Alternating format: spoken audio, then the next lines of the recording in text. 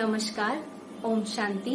आप सभी को रक्षाबंधन की हार्दिक शुभकामनाएं। आज आपके समक्ष रक्षाबंधन के ही कुछ रहस्यों को उजागर करने के लिए हम उपस्थित हुए हैं और जिन रहस्यों को हमारे सामने प्रत्यक्ष करेंगे वो हमारे साथ है सिस्टर अंजलि।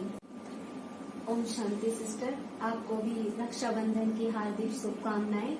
और आज हम अपनी इस प्रस्तुति में आपका बहुत बहुत अभिनंदन करते हैं, स्वागत करते हैं। तो सिस्टर, सबसे पहले तो हम यही जानना चाहेंगे कि रक्षाबंधन का महत्व क्या है।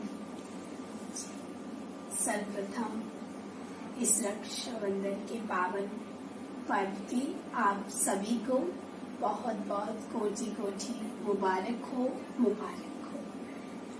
जब हम बात करते हैं रक्षाबंधन पर्व के महत्व की, तो सच में ये पर्व तो बहुत ही पावनता और दिव्यता है, जिसको आज पूरे ही भारत में मनाया जा रहा है। आज के दिन विशेष भाई और बहन का ये संबंध का बहुत सुंदर त्योहार है।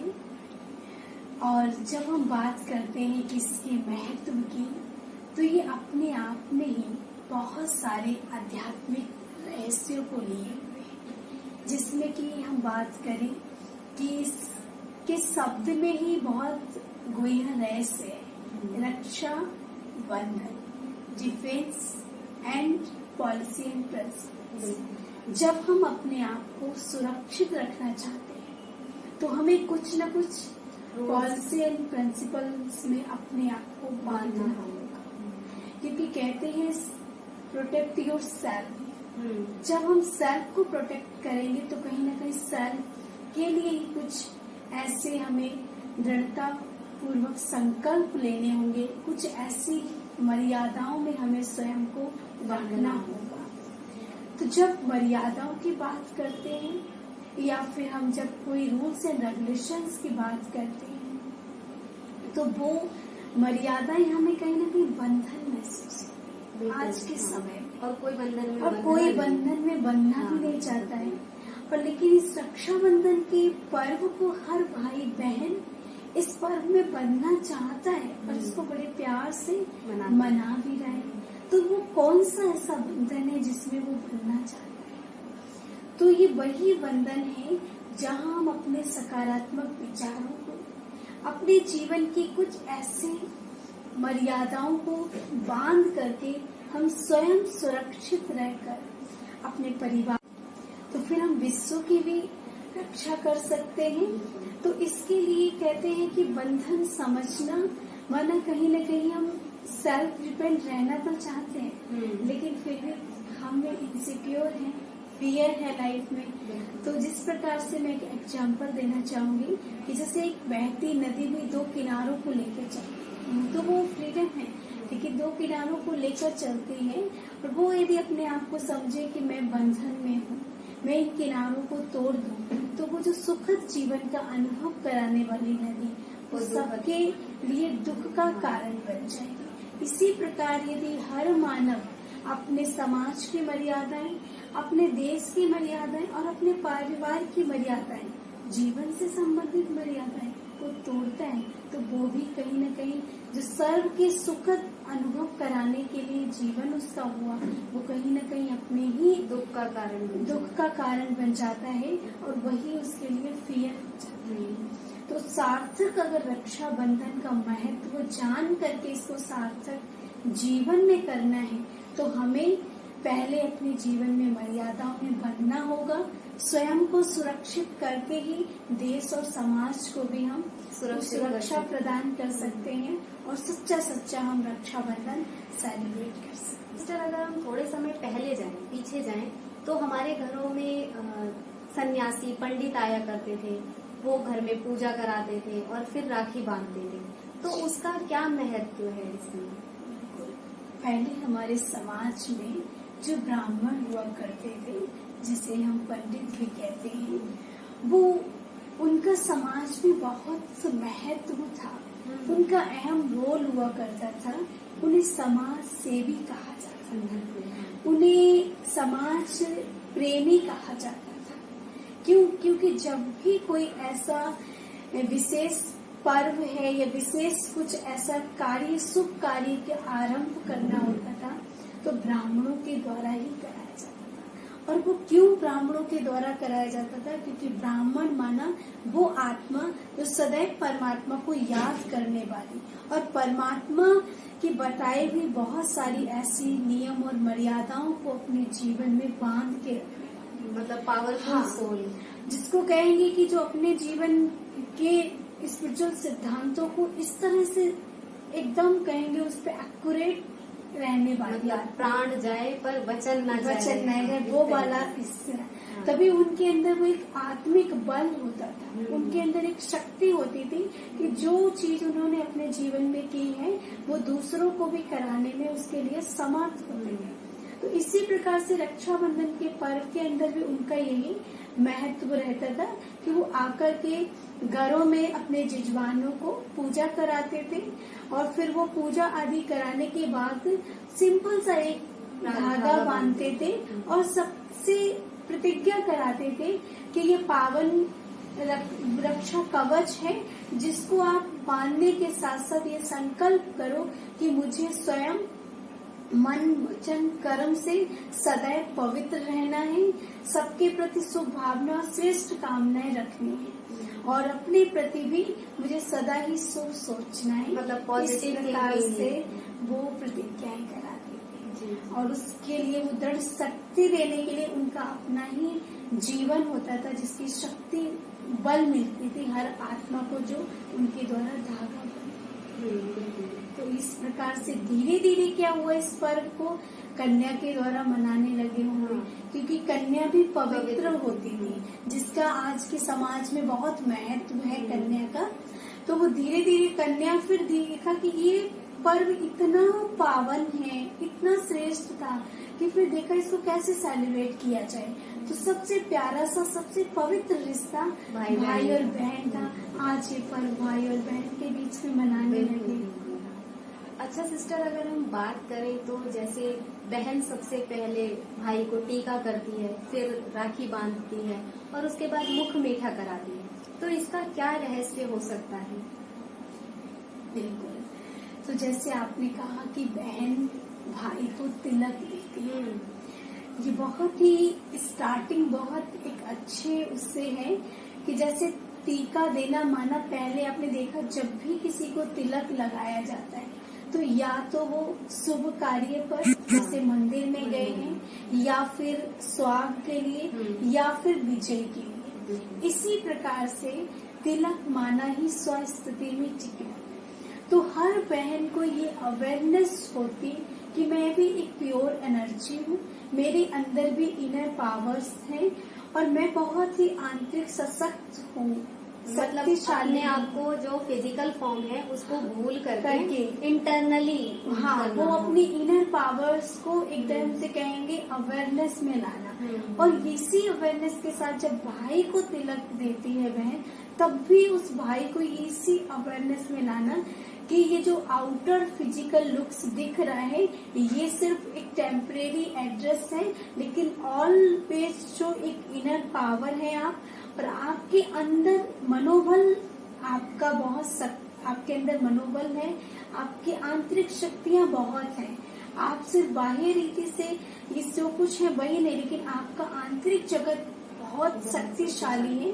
तो इस स्मृति से जब हम एक दूसरे से कनेक्ट होते हैं, रिलेशंस में आते हैं, तो कहीं न कहीं जो हमारी एक्सपेक्टेशंस थी रिलेशनशिप में, कहीं न कहीं हम एक दूसरे के साथ जो कहेंगे मिसअंडरस्टैंडिंग्स होती थी कि भाई पहले इतना प्यार करते थे आज नहीं करते हैं, आज वो अपनी फैमिली को ही प्रायोरिटी देते हैं, आज वो कहीं न कहीं पहले जैसा जो रियल लव मेरे साथ हुआ करता था आज वो नहीं, आज वो सिर्फ फैमिली में बाउंड हो, फैमिली में ही वो अपना सारा टाइम देते हैं। तो इस प्रकार की जो नेगेटिव थॉट्स हैं वो हटने लगते हैं और धीरे धीरे क्या होता है कि वो सकारात्मक विचारों से कनेक्ट होते हैं।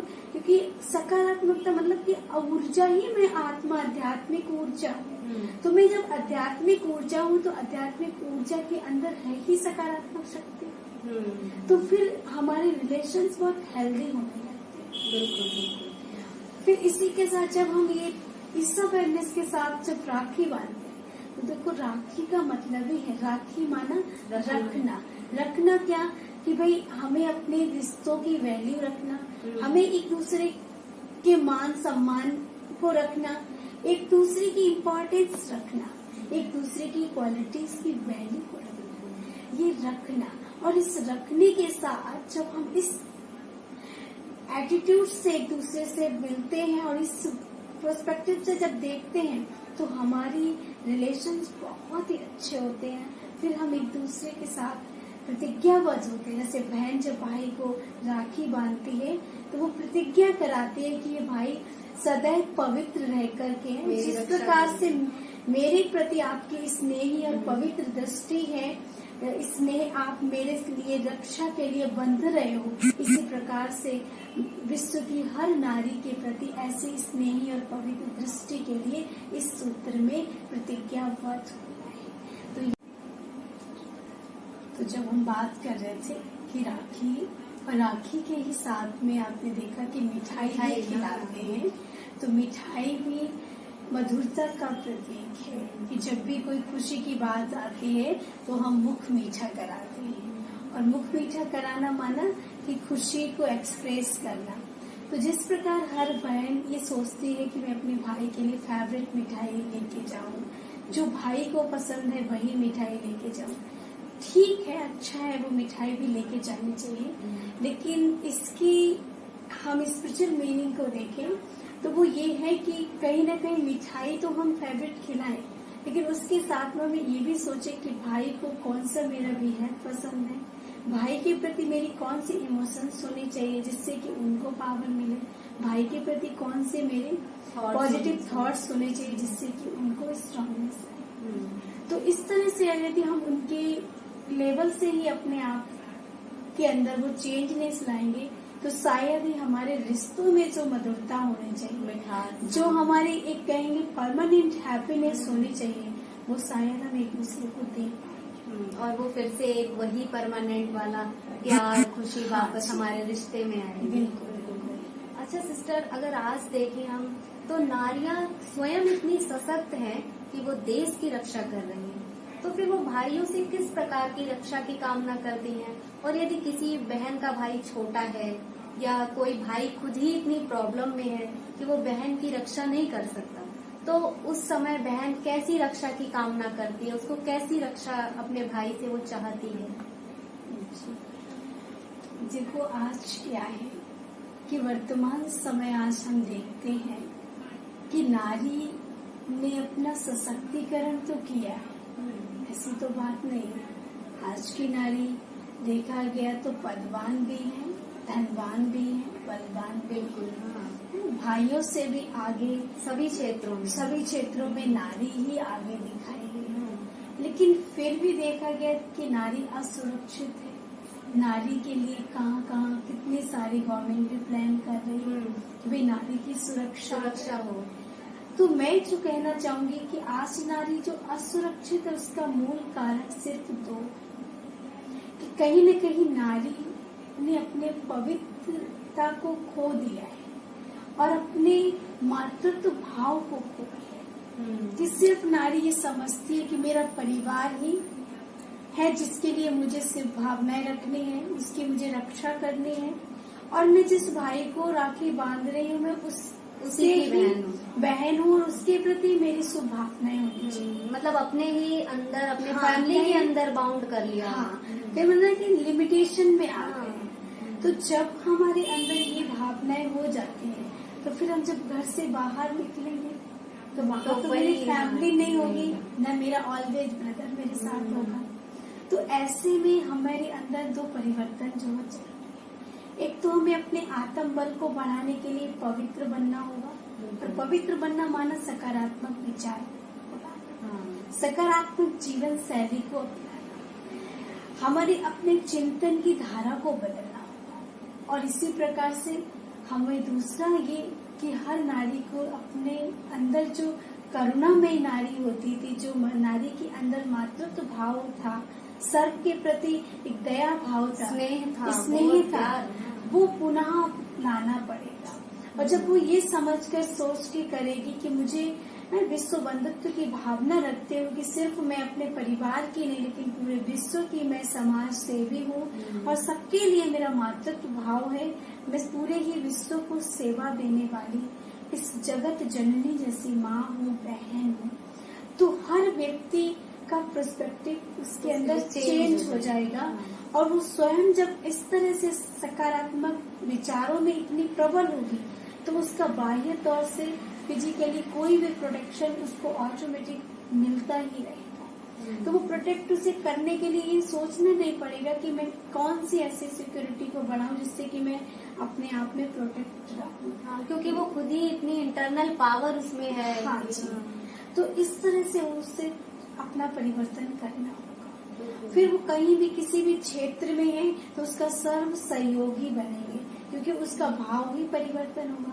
हर भाई के प्रति उसकी यही भावना होगी, ये भी मेरा भाई है, ये भी अपने क्षेत्र में आगे बढ़े, इसके लिए भी मेरी श्रेष्ठ भावनाएं हैं। तो इस प्रकार से हमारे बिहेवियर में जब चेंज होगा तो सामने वाले से हमें ऑटोमेटिक रिस्पेक्ट मिलेगा। उसका ज्वलंत उदाहरण मैं आपको ब्रह्मा कुमारी में कि इतनी सारी सिस्टर्स हैं जो कि आज नारी शक्ति का ज्वलंत उदाहरण है। शिव शक्ति जैसे पूरे क्षेत्रों में जगह जगह सेवाएं कर रही हैं और हर व्यक्ति जो बहुत नेगेटिव एटीट्यूड से कई बार आते और कई ऐसे सिचुएशंस होते लेकिन उनके पर्सपेक्टिव चेंज हो जाते और वो स्वयं को सरेंडर कर देते कि नहीं, आपकी पवित्रता का बल इतना है, मैं आपको कभी भी।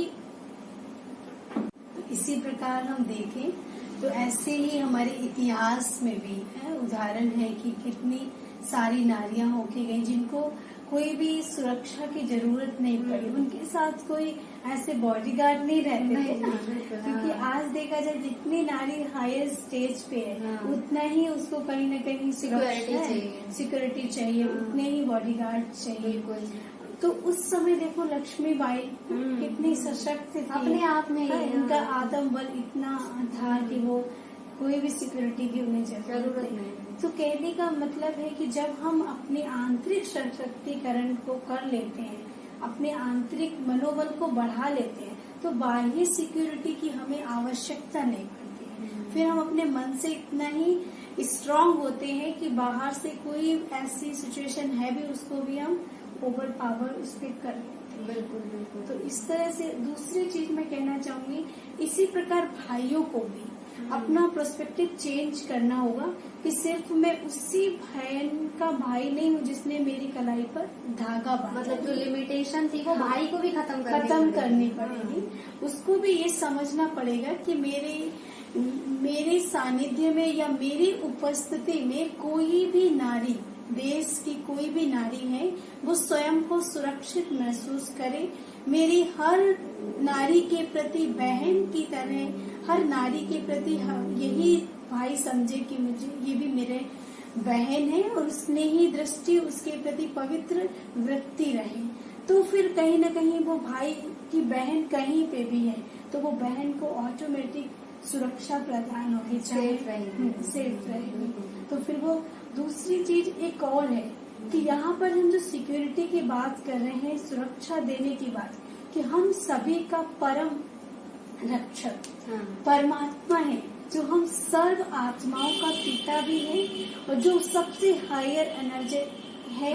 तो वो हम सब आत्माओं को सुरक्षा प्रदान करता है। जब हम उससे शक्ति लेते हैं तो हम एक दूसरे को सुरक्षा दे भी सकते हैं और स्वयं वो हमारे साथ भी रह सकता है सदैव। बाकी कोई व्यक्ति किसी के साथ सदैव नहीं रह सकता है। तो एक परमात्मा की यहाँ पे और बात है कि जब हम परमात्मा के साथ अपने अंदर ये प्रतिज्ञाबद्ध करते हैं अपने आप को कि मैं पवित्र हूँ, शुद्ध आत्मा हूँ और मुझ आत्मा का परमात्मा निराकार ही परम रक्षक है। मैं जहाँ भी रहूंगी, जब किसी भी परिस्थिति में, लेकिन परमात्मा मेरा साथी है। तो इस भाव से भी अगर हम अपने आप को रखते हैं तो भी हम सुरक्षित रह सकते, चाहे फिर वो भाई हो चाहे बहन हो, क्योंकि सर्व का पिता तो परमात्मा। बिल्कुल। अच्छा सिस्टर, अगर आज की बात करें, अभी प्रेजेंट टाइम की, तो आज राखी की क्वालिटी और गिफ्ट की क्वालिटी का बड़ा महत्व है। बहन 4 दिन पहले से सोचती है कौन सी राखी लेंगे, क्या राखी भाई को पसंद आएगी। इसी प्रकार भाई सोचता है ऐसा कौन सा गिफ्ट लेकर के आए जो बहन को बहुत अच्छा लगेगा। तो क्या ये रक्षाबंधन का त्योहार सिर्फ इन क्वालिटीज के ऊपर आके डिपेंड हो गया है, राखी की और गिफ्ट की, या इसका कुछ और भी आध्यात्मिक रहस्य है? इसको भी आप क्लियर करें।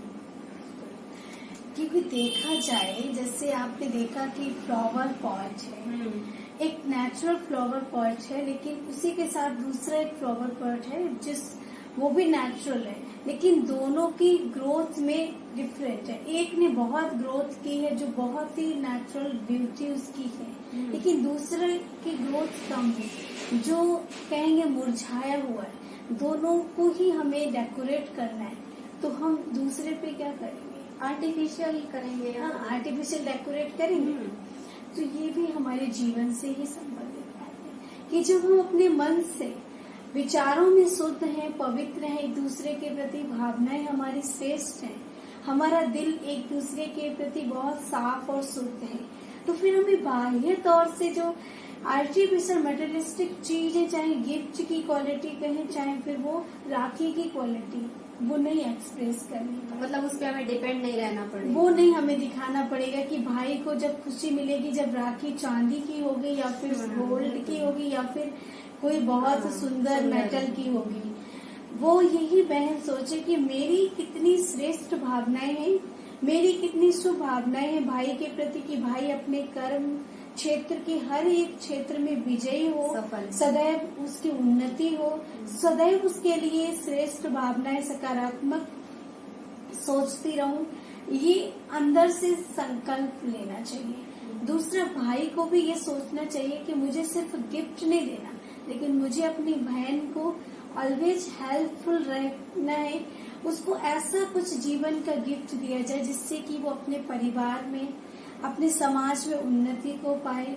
और जिस प्रकार से यदि कोई बहन के जीवन में कोई ऐसी प्रॉब्लम है तो उसका सल्यूशन दे, जिससे कि उसको परमानेंट खुशी मिले। जैसे आज बहुत स्ट्रेस में लोग होते हैं, तो हम उनको कुछ ऐसा स्पिरिचुअली कुछ ऐसा प्रोवाइड कराएं, या फिर उनकी अपनी फैमिली प्रॉब्लम है, रिलेशनशिप में कुछ प्रॉब्लम है, तो बहन भाई के साथ काउंसलिंग करें, क्योंकि जब अपने कुछ बात करते हैं तो उसका सारी दिल की बातें। हाँ, तो इस तरह से हम क्योंकि कहते भी है ना, no gift no present only blessings. Blessings को आपने देखा लिया भी जाता है, मांग के लिया जाता है। उनको मना करते हैं भाई गिफ्ट नहीं, लेकिन ब्लेसिंग को हम कभी कहेंगे नहीं, वो तो हमेशा हम कहते हैं नहीं, ब्लेसिंग तो आनी चाहिए, तो हम एक दूसरे को ब्लेस करना चाहिए। तो ये यहाँ पर हम अगर बात करें गिफ्ट, तो ये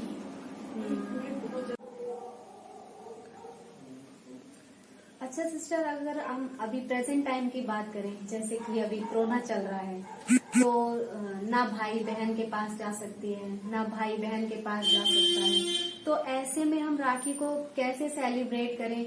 मतलब वही पहले वाला प्यार और पहले वाली ही जो हमारी थिंकिंग होती थी कि भाई के लिए ये करना है, बहन के लिए ये करना है, तो उस चीज को हम अभी कैसे सेलिब्रेट कर सकते हैं? क्योंकि जो पास हैं वो तो सेलिब्रेट कर लेंगे, मतलब उस टाइप से नहीं, लेकिन उनका तो सेलिब्रेशन हो जाएगा फिर भी। लेकिन जो दूर हैं, जो नहीं आ सकते, नहीं जा सकते, तो वो ऐसे समय में क्या करें कि उनको उतना फील भी ना हो और वही उनको प्यार नजर आए उस रिश्ते में? तो उस पे भी आप थोड़ा बताएं।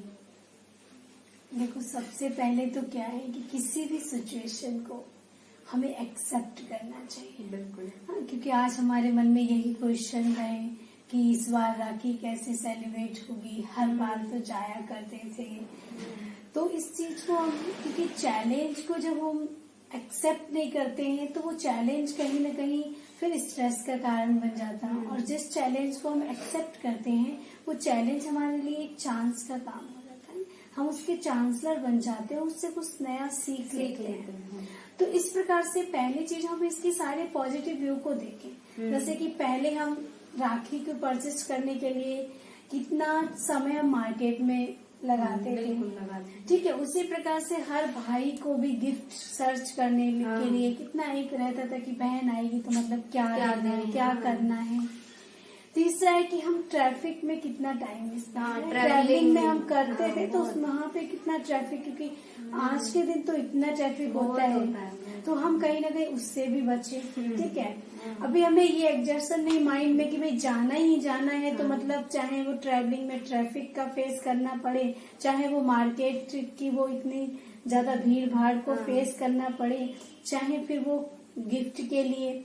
तो अब हमें ये सोचना चाहिए कि ये बहुत अच्छा चांस मिला है जहां हम अपने थॉट पावर को भी एक एक्सपेरिमेंट की तरह कर सकते हैं, और दूसरा हम रिलेशंस को भी माप सकते हैं कि क्या रिलेशन हमारे डिपेंड थे इन सारी चीजों पर, कि अभी भी हम इस सेलिब्रेशन को सेलिब्रेट कर सकते हैं, इस फेस्टिवल को हम अच्छे से सेलिब्रेट कर सकते हैं। तो हर भाई और बहन को यही सोचना चाहिए कि मुझे आज के दिन एक तो स्पेशली अपनी बहन के साथ कुछ समय स्पेंड करना है, क्वालिटी टाइम देना है। हाँ, पहले तो यही होता था कि बहन गई है तो भाई का ऑफिस हो गया, या भाई गया है तो बहन का ऑफिस है, इस तरह से मतलब एक दूसरे के साथ क्वालिटी टाइम स्पेंड नहीं कर पाते थे।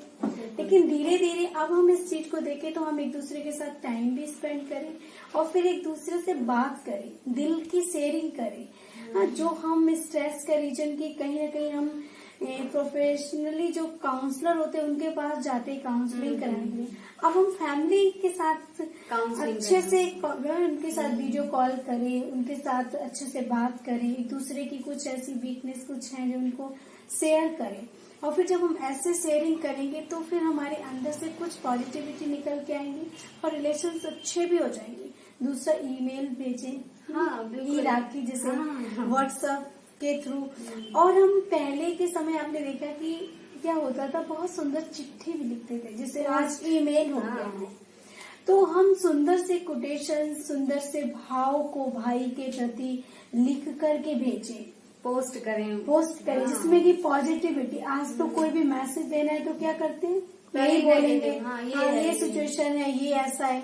लेकिन जब हम वहाँ लिखते हैं तो कोई कोटेशन डालते हैं, बहुत अच्छे से लिखते थे, हम ठीक हैं, आशा करते हैं आप भी। तो कहेंगे कि राखी का कार्ड बनाना चाहिए, फिर राखी, सुंदर सी राखी को भी हमें उसमें ड्रॉ करके और उनको भेजना चाहिए। हाँ, या फिर हम वैसे भी राखी लेके भेज सकते हैं। दूसरी चीज है कि हम इसके साथ ही साथ हम एक दूसरे के साथ जो बात भी करें, अपनी शेयरिंग भी करें, और फिर अगर एक दूसरे के जीवन में कोई ऐसी नेगेटिविटी है, कोई ऐसी वीकनेस है जिसको वो अपने आप से नहीं उसको खत्म कर पा रहे, तो हम हेल्पफुल, एक दूसरे को सपोर्ट करें, रियल मीनिंग के साथ हम सेलिब्रेट करें ना।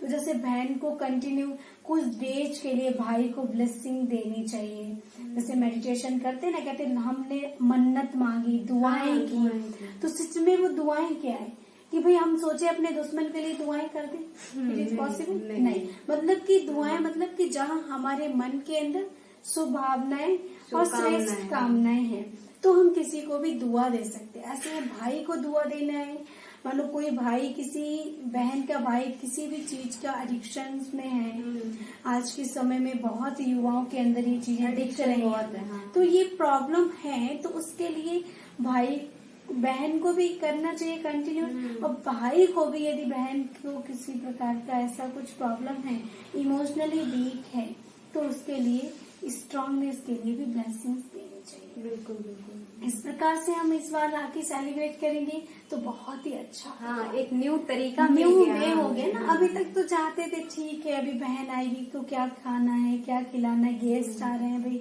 एक फिर टाइम भी नहीं है। वो समझते कि भाई बहन जब जा रही तो भाई को भी अपने वाइफ के साथ जाना है, तो फिर वो रिश्तों में कहीं ना कहीं बड़ी प्रॉब्लम खींचातानी होती थी, वो रिलेशन, मतलब कि वो फेस्टिवल नहीं, मतलब लेकिन वो कहीं ना कहीं प्रॉब्लम का बन जाता था। तो अब हम इन सारी चीजों से विड्रॉ हो गए, विड्रॉ होकर के अब हम सिर्फ अपने प्योर रिश्ते को यहाँ एक्सप्रेस कर रहे हैं कि भाई मेरे रिश्ते की परसेंटेज अभी तक कितनी अच्छी है और आपके रिश्तों में कितना है।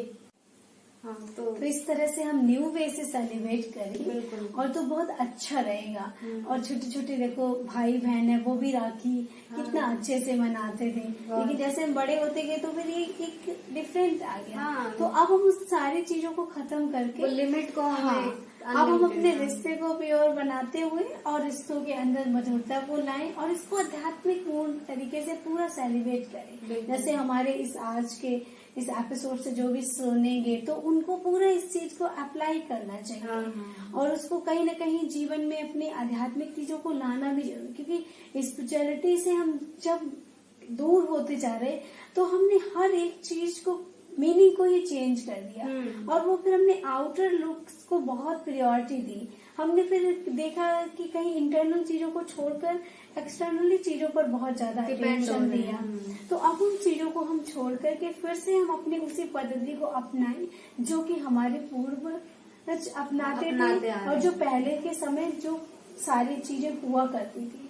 तो दूसरी चीज को मैं फिर से कहूंगी कि उनको ये चीज बहुत अच्छे से अटेंशन देते हुए करना है कि मुझे सिर्फ एक दिन ही नई ब्लेसिंग देनी, मुझे कंटिन्यू कुछ डेज करने बनाने हैं हैं। जिसमें मुझे भाई को कंटिन्यू ब्लेसिंग्स 5-10 मिनट्स देनी है और भाई भी ये समझे कि मुझे अपनी बहन के लिए भी कंटिन्यू देनी है। ब्लेसिंग्स देनी है। क्योंकि एक्सेप्ट करेंगे उसका मैं आपको प्रैक्टिकली एग्जांपल बताऊं कि जैसे ब्रह्मा कुमारी में पहले के सभी भाई बहन आते थे मेडिटेशन सीखने और वो मेडिटेशन सीखने क्या सेंटर में आते थे। सेंटर में आकर के वो सोचते थे कि यहाँ पर ये स्पिरिचुअल इन्वायरमेंट है, यहाँ बहुत अच्छी एक हाई एनर्जी मिलेगी हमें। तो यहाँ इस प्लेस पे ही आकर के वो मेडिटेट हो पाते थे उस वर्ड से।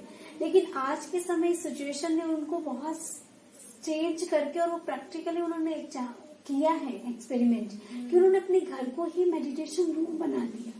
कोई एक ऐसा पर्टिकुलर प्लेस अपॉइंट किया जहाँ वो बैठते हैं, रोज वो एनर्जी वहां पर आती है और रिसीव करते हैं। रिसीव करते हैं, उसको अपने घर में फैलाते हुए और साथ साथ वो अपने जीवन के अंदर भी परिवर्तन। तो जो मेडिटेशन का एक्सपीरियंस वो पर्टिकुलर प्लेस पे कर रहे थे वो अपने घरों में भी आज कर रहे।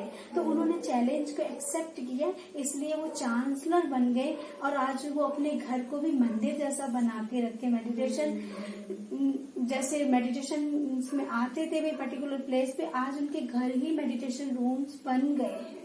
तो कितनी बड़ी बात है। हाँ, क्योंकि गॉड तो वो ही है, एनर्जी हाँ, भी। हाँ। तो इसी प्रकार से मैं अपने सभी ऑडियंस को भी कहना चाहूंगी कि आप इस बार की राखी के लिए ये नहीं सोचे कि मुझे क्या करना है, कैसे करना है, लेकिन मैं इसको बहुत बेस्ट करके करूं और इस बार मैं बहुत अच्छे से एक दूसरे के साथ राखी को सेलिब्रेट करूं और बहुत अच्छी उनके साथ बातें करें, उनके साथ हम कुछ शेयरिंग करें और कुछ न्यू प्लान बनाएं अपनी लाइफ के लिए भी। क्योंकि हमारे अपने फैमिलियां वो होते हैं, उनके साथ हमारी बहुत प्योर इंटेंशन होती है। तो क्यों ना हम फिर से वो इंटेंशंस को वो जो हमारी प्योर इमोशंस है उनको कनेक्ट करके और अपने रिश्तों को भी बहुत प्यारा सा बनाएं। तो इस बार की राखी आप सभी इसी प्रकार से सेलिब्रेट करें। आप सभी का बहुत बहुत धन्यवाद। धन्यवाद सिस्टर, आपका भी हमें बहुत अच्छा लगा और आशा करते हैं कि हमारे दर्शक भी इसका जरूर लाभ उठाएंगे। ओम शांति।